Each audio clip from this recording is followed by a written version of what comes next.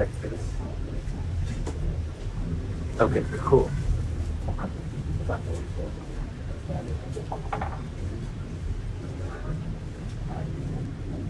Okay, I haven't formally introduced myself. I'm Alec. I know anyone here.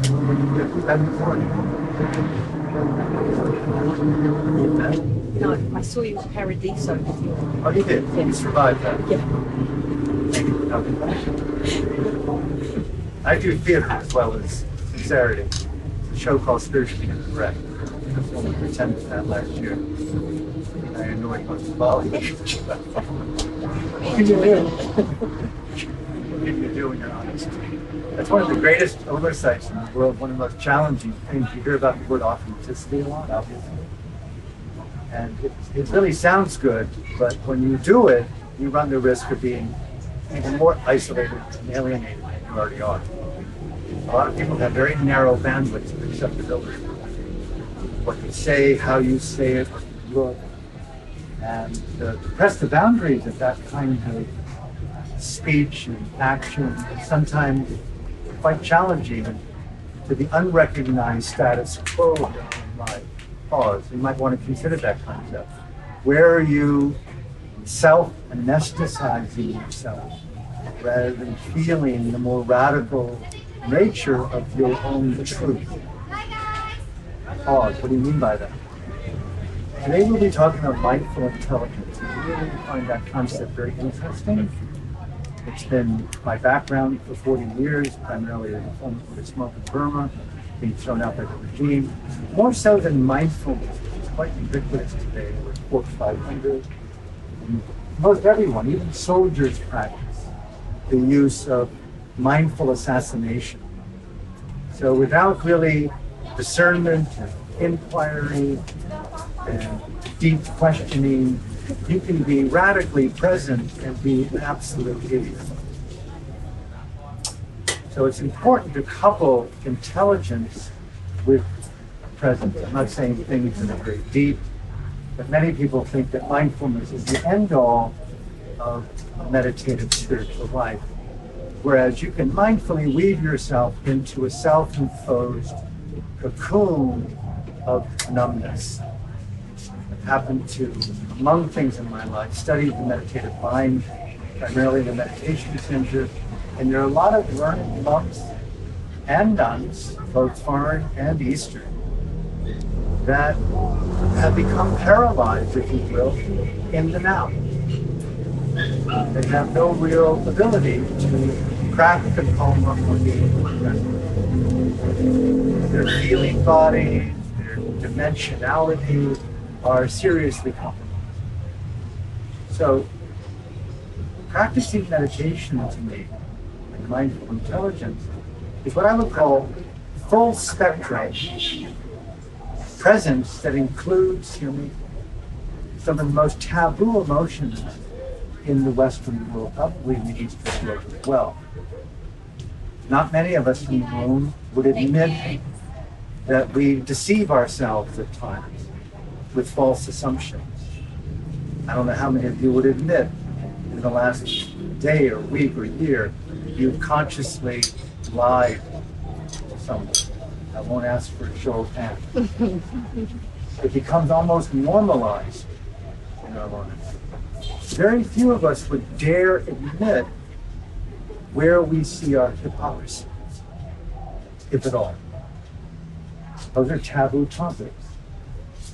Denial, shame, hypocrisy, deception, those particular states of consciousness anesthetize us from dimensionality.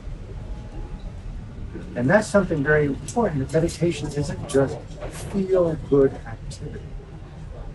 It's opening to the dimensions of our inner world called the unseen self.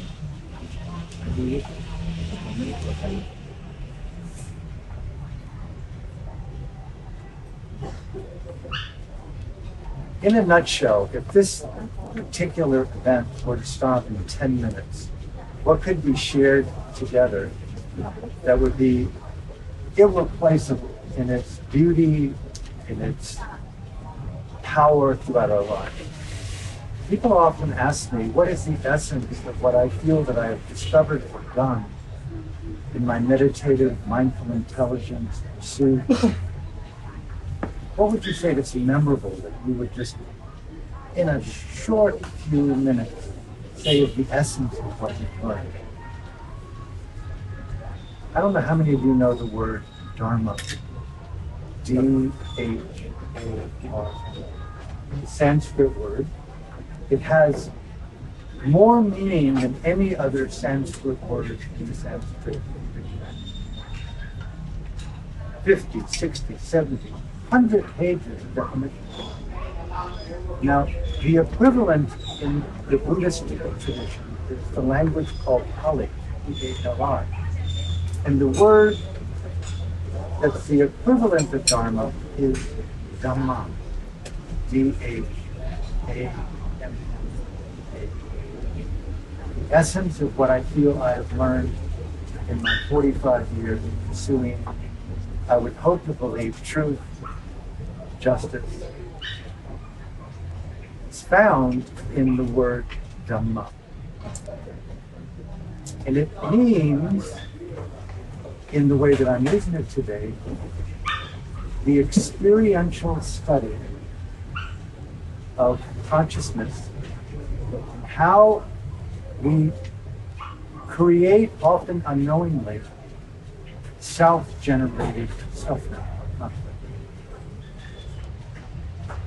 On the other hand, the second most salient feature of the word Dharma, or Dhamma, is how we can co-create, co-evolve in ourselves beautiful states of mind that liberate the fragrance from the flower. When all roads to spirituality kind of come into some kind of conjunction, across this great island of Bali, there are probably 10,000 modalities or more of things that people define by spirituality. Contemporary psychotherapy fused with mind-body wellness, from somatic breath work to all the various medicines, from psychedelics, plants, to ayahuasca. How many ways of chanting and doing yoga, from aqua to kundalini, to hatha, to ashtanga, all the various forms of meditation, from mindfulness to samatha. Tens of thousands of variations could be focused in on the word Dhamma. All of them point to the word Dhamma. Practices, modalities of training that transform consciousness, human consciousness. On the one hand, how to understand how we unknowingly craft, co-create our own suffering. On the other hand, how we can evolve, craft, co-create our own creation. I find that to be a very radical, simple law, principle, beautiful principle, rooted in one basic concept, which means self-responsibility. Now, if you were to leave right now, what would be remembered for me that I would hope it would remember? The essence of mindful intelligence, the essence of meditation, the essence of mindfulness, the essence of Dharma, Dhamma, self-responsibility. What it means, what does it mean? I refuse to participate in the belief that the world is doing its thing to me. And it is. In many ways, one rape is way too many. Sorry, I was done. I didn't cause that. However, we're embedded in a context that if we abscond from choice making, we amplify the suffering. Choice is the essence of self-responsibility. But when you come today, I'm asking you, are you willing to empower and give life to the beauty of choice? I want to understand choice making in my soul, in my mind. I want to know that the food I'm putting in my body is my choice. I want to know that the woman or the gentleman who I am looking at, who is asking to make love with me, is asking for my permission to be touched in the way that I want. Choice. When I look at her, I am choosing where I place my eyes, and I'm choosing the state of mind in which I want to choose that state of mind to bring to the moment. I'm emphasizing. Everyone is familiar today, pretty much, with the extraordinary writer, liberator, savant, who did mankind searching, Viktor Frankl. 5 years in Auschwitz. The famous quote, "There were those among us, few in number, who chose to give away their last morsel of food among pretty rad choice." Making that choice so important that I am choosing compassion over greed. It's my choice. People ask about meditation. Does it bring peace? Does it bring happiness? Does it bring happiness? Does it bring peace? Does it bring joy? In a way, it's sort of irrelevant. What's more joyous, what's more empowering, what's more authenticating? We don't need it. Thank you. You can turn it off. Okay. Thank you.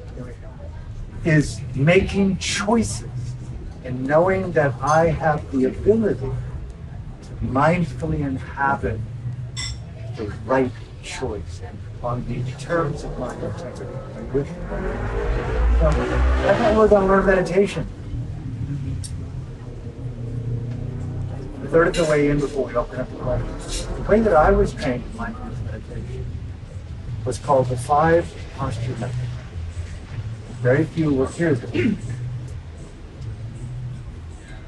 Normally people think of sitting meditation as primary base meditation. One posture of 5. Another one is standing. Another one is lying down. Another one is walking. And there's a 5th one, and I know you'll never guess it. It's called everything other than those 4. Microphone? Nesting. And it is everything other than those 4. A little bit louder, but it's totally cool. A little bit better. Thank you. Thank you very much. Merci. Merci. And so when you go to the monastery, the meditation center where I lived in Burma, it's called the Mahasi Satanayeka, or meditation center. It's, if this little footnote interests you, it's where the worldwide lay mindfulness movement began in 1947. You can imagine today how mindfulness is spread around the world. It's claimed to have been a teaching of the Buddha. But it was modernized out of the forest of northern Burma by a man named Mahasi Sayadaw, a young monk who became a student, ordained as a monk under him. The Prime Minister of Burma invited him to a center in Rangoon with 15 people in 1947 or so, sat for 10 days and practiced mindfulness meditation. And the way that he taught it was called the 5 posture method. So rather than just sitting with a technique or walking meditation, or standing or lying down, everything that you did, for example, okay, what's meditation? The empowerment of a mindfulness in the moment, choosing to be present with what I'm doing. If ever in curiosity about what meditation means, a willingness to be present with what I'm doing. So, that's the empowerment of self-responsibility. Here, this man, hypothetically in Viktor Frankl's book, is deciding not to eat his food.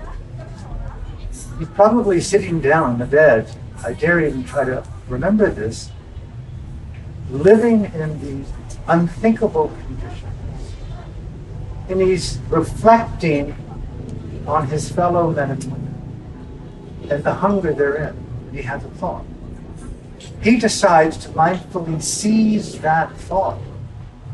Meditation isn't the absence of thinking. It's knowing what thoughts to engage, which thoughts to relax. Are you with me?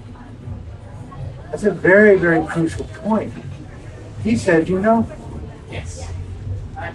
my fulfillment is less important to me than caring for my fellow. That's a pretty rad thought to not just be mindful of and let it go through the clear space of consciousness. Are you with me? How many people talk about let thought come and go? But in that case, someone started that. So I'm an advocate in the tradition I come from, is knowing what kind of thoughts that you want to inhabit. Write them down. He chose to see that thought, get up, stood up, being present in the moment. He risked something. What is the emotion of courage? How few people in the world know how to inhabit, if you will, the felt emotional texture of ethical courage. Are you with me? Okay, I'm going to pause again. Meditation, along with self-reliance and conscious choice-making, is the ability to know how to truly feel the organic emotional texture of any state of mind. It's one thing to say, I want to give to this gentleman a special gift, a thought in my mind. It's another thing altogether to feel the quality and the texture of generosity and to drop my mindful presence into it. And all of a sudden I have the intervening thought, well, this gentleman is moderately well dressed, he's got a very killer iPad, he's probably got bucks. Why do I need to give him something he already has? You know what I'm saying? I'm saying no. Alan, diss that thought. Give it because it's right to give, because it's a virtue and a joy for you. Don't wait for someone to be deprived in order to be stimulated to love them. Even the tax collector, as Jesus said, can do that. So meditation is to be in the art of extraordinary. You're willing to make risky, extraordinary choices. Are you with me? So you feel the state of generosity, and then you feel the ethical courage not to abandon that experience. Another state of consciousness. 3/4 of the way through. I was trained as an artist when I was young. Not very well trained. It's misleading to say I was trained, but I was a little bit. But I loved it. And everyone knows pretty much, that in order to paint with color, generally speaking, using an old school model, you need a palette. And there are colors on that palette. Are you with me? There's red. No, that's blue. That's, no, you got it wrong. That's delusion. No, that's red. It's white. Yellow. Okay, we got it. Meditation is the study, if you will, of the colors of consciousness. Call it Dharma, Dhamma literacy. Creative, meditative, intelligent clarity of the mosaics or the energies or the colors of one's mind. It's not just trying to find stillness, happiness, or peace. We're incredibly complex, creative people in intimate relationships where we sometimes have to go to war. We have to learn how to reconcile and to forgive. Look at the complex emotions that we live with every day. Meditation must prepare us to be in complexity, right? And then I know now and again you have a poetic where you want to, here's authenticity, here's integrity, here's generosity, here's compassion, here's unconditional love. No. That's greed. There's sadness, there's shame, there's fear. I just named 10 different states of mind. Coming to the final few minutes as we open it up here and take a short break. I encourage you, don't practice meditation the way that I have. Be the artist that you want to be. What are the colors of consciousness that you want to inhabit? Be that disciplined in your choice making. I want to live a more authentic life. You do you? I do. Then place your mindful intelligence in the emotion of authenticity. What does that mean right now? To be so true to yourself, you are unmistakably clear, Alan, that you're being authentic, rather than rehearsed, contrived. Are you with me? How many times we're in conversations where you feel that you're talking to someone and it's not really rehearsed, but it's been said a lot?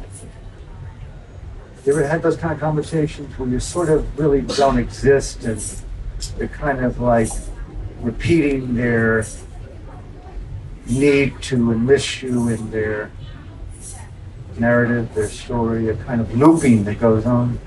You ever see yourself do that, or other people, and you're being very polite?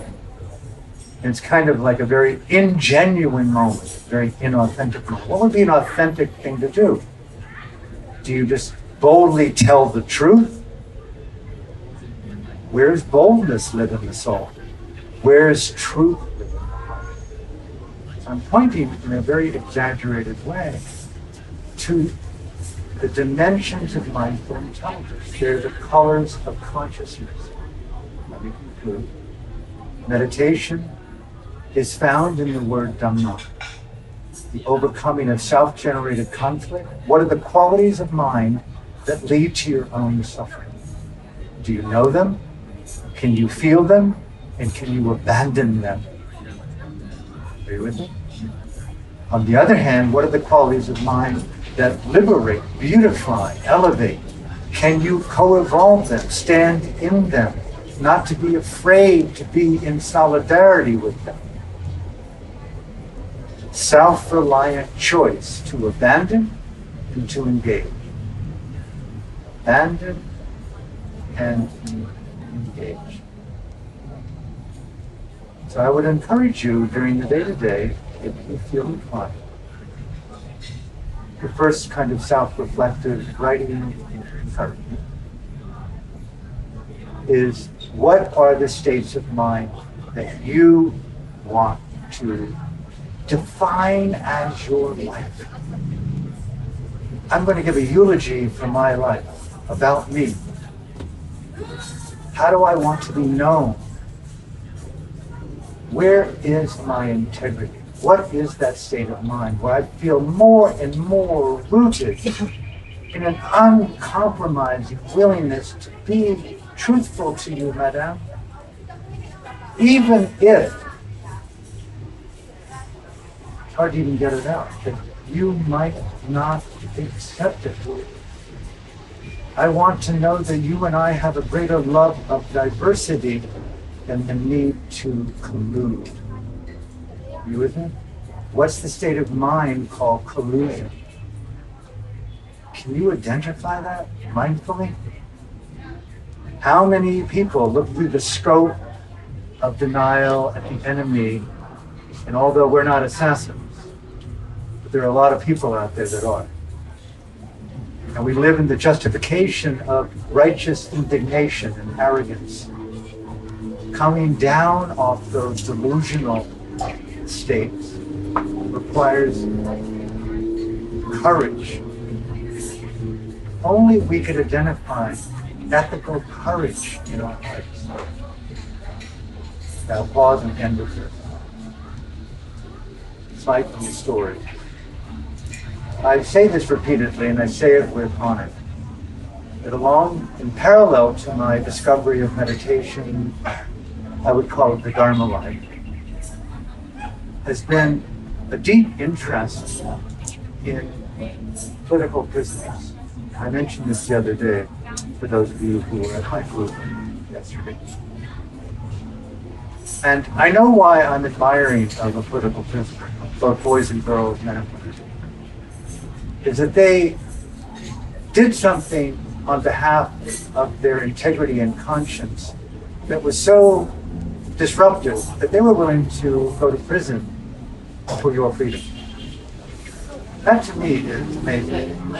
It's one thing to buy dinner tonight, a glass of wine, or to hold hands, but to step into a behavior or a speech that leads towards incarceration because of your beliefs, possibly torture,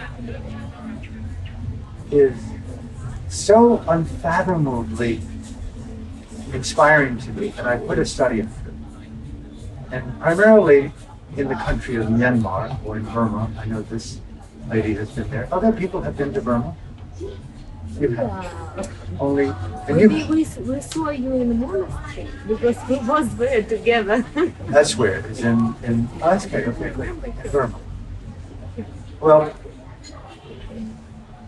I've studied a lot of the Burmese political prisoners, but not just Burmese, but people living in Burma. The Chins, the Shans, the Rohingyas. And I've interviewed maybe 400 or 500 of them over the last 35 years. Got a 4-book set coming out February 20th called Burma's Voices of Freedom, 1,500 pages of these interviews. And most of them are political prisoners, former political prisoners, who spent between 2 and 20 years in prison. And I've asked them, among many questions, how do you get through the hardest time? Meditate, be mindful. You see, you do all of those kind of things. But they let you know that there's no easy way through the hardship of that type of incarceration. But what I found overall, and it's worth remembering for me, is that they would say, what many political prisoners say, that although they can imprison your body, they can't imprison your mind unless you let them. If there's a way to remember meditation, it's like, I don't like to use the word home, but I don't know right now what else to say. Stand in solidarity, make a home up. That immeasurable quality of self-sovereignty that is unwilling to relinquish your integrity, your dignity, no matter what. And unless you let them incarcerate you. So they would say, my freedom is not yours to take. And I ask you, every one of us obviously breathe and breathe repeatedly. Fair enough?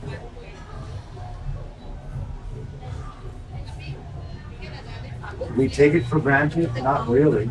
That 250,000 people died today who lost the capacity to breathe and to love and to be touched and to have the animation of their senses. Freedom is the oxygen of consciousness. You take away someone's freedom and they suffer the worst fate. In Burma and many other countries in the world, a group like this of 20, 30 people coming together to talk about freedom In years past, you would be incarcerated. You would lose your home. Gone. What? This is a free event. You mean it cost me $400,000 to hear this? Yep. They did it willingly. And the last thing I remember is, no matter what happened, remember to know how to vitalize, live, and evolve your dignity. Not many people can sit, talk, live, touch, breathe in self-respect. And I invite you, as we move throughout these couple of hours today, they would look at me and say, the way that we would eat the food that was so horrible in prison, it wasn't even fit for a dog. But the way that we ate it was more nutritious than the food itself. Okay? Meditation transforms the action because you're empowering it with dignity, freedom, conscience. Okay? Those qualities are what determine authenticity. Authenticity without integrity, dignity, and conscience easily could be greed or narcissism. So I end this first little session as you experiment, hang out today and do what you do. Try to reflect on and embody and be in self-respect to your dignity. In a monastery, people often ask, how are you sitting? How are you standing? How are you eating? I'm eating in dignity. I'm lying down in self-respect. Choosing one's own state of mind. Thus meditation, self-responsibility, vision, word, and so on. So I hope that isn't too much, but it's a good opening essence to the day. If there are questions that you don't hesitate to leave, whatever it may be that's important to you, for you to repeat something, or to flesh out something, let's go there. If you need to use the washroom at any time, you just even breathe. You're welcome to do that. It's not disturbing. Okay? Can you just repeat what you said about narcissism and authenticity? Is it possible Yes. to be both? Yes. See, yeah, right? Yeah. Authenticity is sort of like the belief that I am going to be who I am when I want to be it, anytime I want to be it. It's sort of like the common vernacular of just being a badass. There's a really thin line between a badass and a dumbass. And the dumbass is pretty much a narcissist, arrogantly driven, pride maniac. And in the culture of narcissism, they blend in. Next thing you know, they got 150,000 followers and they're making a boatload of money being a jackass. It has nothing to do with integrity, humility, generosity. No offense to those fuckers, but fuck off. Narcissism sucks, especially if you're on the receiving end of it. You don't count. There's no conscience. There's no accountability. My way or the highway. Fuck you, dude. Whereas authenticity with integrity and conscience, dignity and stature has empathy all through it. I care about you as I care about me. You're my brother, you're my father, you're my Buddha, you're my Allah. I can't live without you. Ubuntu. I am infinitely drawn to you as me. That type of authenticity is the intimacy of mutual belonging. Whereas the authenticity of narcissism doesn't see you as inseparable, interconnected. My breath is different than your breath. We don't see the shared oxygen in the consciousness. So it's all very degrees of gradation until you study in yourself and begin to see the mosaics that have been conditioned by unawareness. And if you begin to enter mindful presence, you begin to follow the organic nature of the psyche. You begin to feel into these areas. My teachers would often say, what is meditation? And they would ask the individual to squeeze your hand like this. You don't have to do it, but you put it blind. And then we say, what is he trying to do? Just squeeze the damn thing, and he'd squeeze it. Now I want you to just feel the sensation of a hand squeezed. You have to mindfully put your attention into your hand, otherwise you won't know what's there, right? The same thing with inhabiting our mind and body. If you don't mindfully inhabit your presence with mindful awareness, you won't know what's going on there. You'll be acting through the habits, the phantasms, the projections. And then you say, just keep feeling, keep squeezing. What do you feel? And describe it to me without using the word squeezing or hand or arm.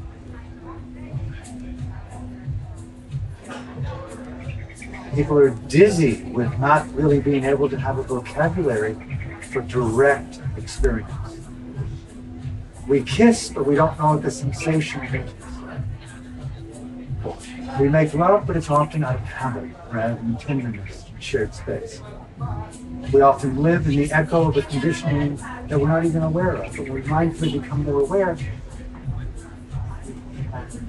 Choose my words. So meditation is the act of choice making, and it's really the embodiment of your own aesthetical poetry. At any given moment, I can stop. He said, now I want you to just simply relax your hand without forcing it open. Just let it be.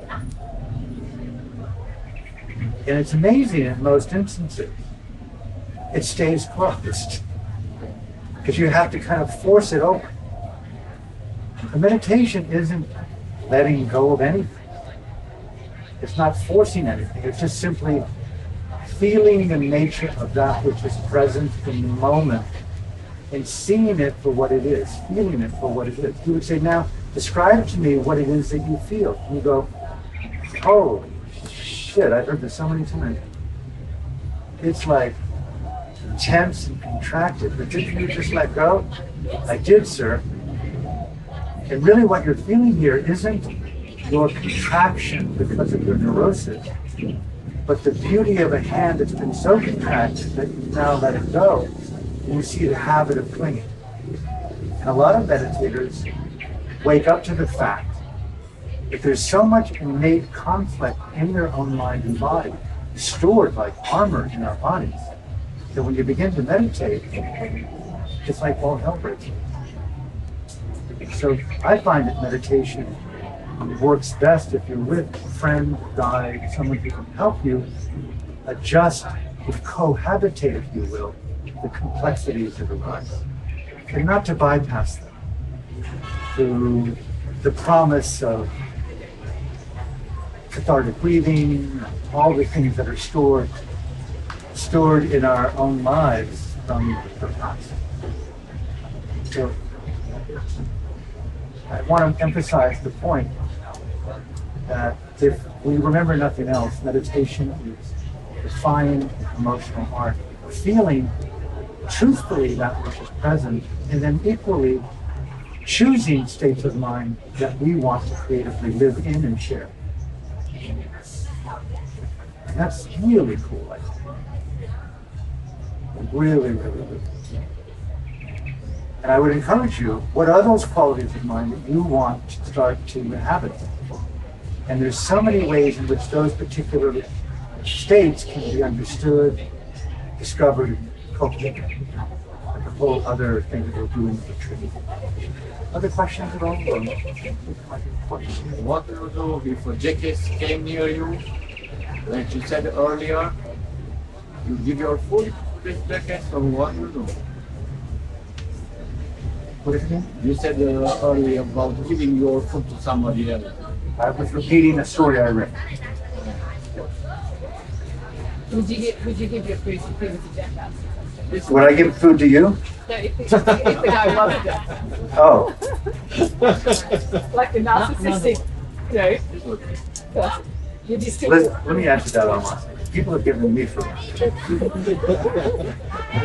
Okay, Are you a enough said. jackass? Thank you very much. No, I'm worse than that at times. And part of the authentication process is that you become a little bit more like yourself. And you go, oh my God, I should have been a Buddhist. I should have went back to being kind of like spiritually correct rather than being myself.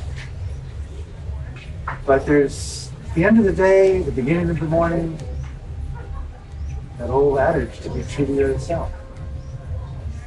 I find that contrivances and posturing just have contorted me to an odd configuration that never really worked.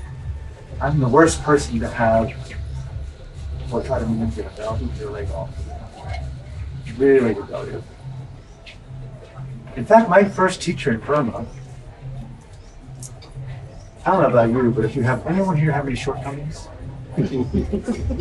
None. Shortcomings, let's keep them under the table. But things that you like about yourself that other people kind of like, I wish you kind of get over it. Yeah. I don't know about you, but I have two habits that I really admire. One of them is I like to ask people questions. I've just learned that I like to learn about it. Why am I hanging out with you? And then secondly, I don't know where it came from, but the part Arab, Lebanese, Beirut, family from my mother's side, we grew up super animated. There wasn't anything that you couldn't say or do that was in the middle of the table, even a big resounding puppy. But you still were family, you hung, you went to bed, you woke up, and the puppy was over the next morning. So intensity. I found an early relationship in my life. She was so smart and equally as intense. We just like lived and breathed for 10 years until I ordained and she became a leading journalist. But by and large, we were the only two that could hang out together. Because she was so smart and I was so intense. It was a perfect fit. And I asked the question to her and she had a good answer. I met a teacher in Burma who was more intense than I was. He asked more questions than I could answer. And when I first met him, I found this durable kind of, I'd never known love like this, being met so fully that we stayed up until 3 or 4 in the morning just talking. And I asked him at that point, sir, can I just stay here and look at you? He said, if the head monk will allow you, everything in my life, for the most part, is yours, so long as you abide by the rules. He died last year. He was my best friend. 45 years of unremitting, intense. I was blessed to be with him. 3 weeks before he passed away, the book that I just released, the Book of Conversations, that he and I had before he died, 9 nights. He called me into his room. Wisdom for the World in Crisis. It's an amazing small book. It's a small portion of the 1,500-page book that we're on him. But you know, sometimes the things that you... It is out. It is out. It is out. Wisdom for the World. But some of the things that we think that we need to spiritualize, release, some of the strengths that we have, I'm saying, what does it mean to really embody your rhythm, your dance? What does it mean to authenticate your intimacy, your sexuality, your voice, your voice? Meditation is the authentication of the human being. It's not to pacify, it's to accentuate. Which is the last point I want to make before we break, is that many people think meditation is passive, but in fact it's rooted in action. The book that I did with Burma's Nobel Peace Laureate Aung San Suu Kyi, she coined the phrase loving kindness in action, or metta in action. But love in itself isn't complete without it being expressed. Generosity is not even half-baked without giving itself, following up with it. It's one thing to sit in peace to overcome stress. That's a Silicon Valley model. Meditation in the dynamic world is revolutionary. It's not plant and medicine. That's a co-opting of the pharmaceuticals medicine. It's revolutionary. It's plant revolution. Meditation as revolution, a revolution of the spirit. What will you do with the preciousness of your full breath? Not that you watch your breath. Thank you for letting me talk. Take a 10-minute break. You know where the washroom is. Have tea, do what you need to do. If you want wine, you can have wine. If you feel that you need to leave, don't under any hesitation feel that you need to come back. But if you do come back in 10 minutes, we'll carry on with the second. Thank you.